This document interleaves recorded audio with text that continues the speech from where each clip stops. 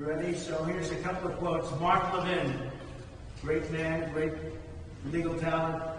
This is not a trial of Donald Trump. It's a case of the Democrat Party versus America. It also represents the greatest effort to interfere with and steal a federal election in American political history. Biden is seeking to clear the field. He wants to clear the field because he can't do it himself. So he's weaponized the Department of Justice.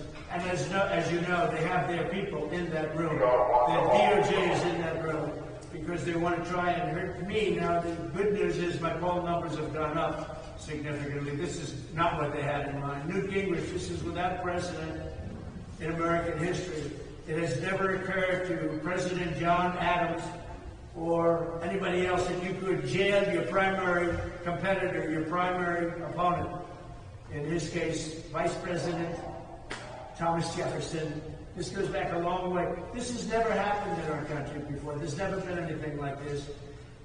Andy McCarthy just came out. New Yorkers should be outraged at the mockery Bragg is making of the state's legal system as the entire country looks on. The entire world is looking on. There's a very bad thing that's happening in New York. Businesses are leaving New York because of what happened here and what happened with another crooked judge, Engoron. Totally crooked. And he's under investigation right now, as he should be. He's under a big investigation, I hear, right now. Jonathan Turley, experts are shrugging, not sure what the crime is being alleged. Prosecutors have not explained why denoting this as a legal expense was wrong. So they say that the bookkeeping error. I paid a lawyer a certain amount of money. We marked it down as legal expense. So I had a legal expense, and I marked it down as a legal expense. I didn't mark it down as construction of a wall, construction of a building. I didn't mark it down as electricity cost. I took a legal expense, and they called it, I didn't do it, a bookkeeper did it. You did it exactly right. Took a legal expense and called it a legal expense. This is their whole case. Are you allowed to call a legal expense a legal expense? I don't know what else you call it, actually. But he brings it up here, the legal expense. It was, what's the problem? I never thought that as an attorney I could see a system like New York's, one of the most sophisticated legal bars in the world, really debase itself so badly. This judge should not be allowed in the case, and he should not allow this case to go forward. Mershon should rule in favor of a directed verdict immediately.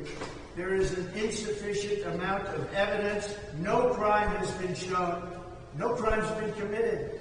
There's been no crime. Judge Janine Pirro, she talks here. She's very excited here. He's a fool. He's not an experienced judge. So I'll make that one a little short. I don't want to insult anybody. Greg Jarrett, brilliant guy. Bragg's argument is legally flawed. The Federal Election Commission, FEC, determined there was no campaign finance violation. The Department of Justice agreed. No civil fine was levied or criminal charge rendered.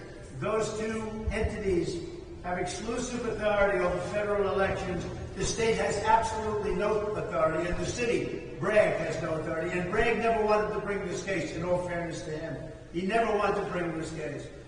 Not a local prosecutor such as Alvin Bragg should be involved in this case.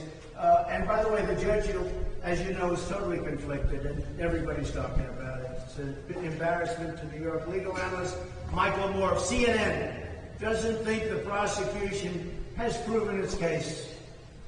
Senator John Kennedy, respected gentleman, I will tell you that trial says more about politics than it does about an alleged crime.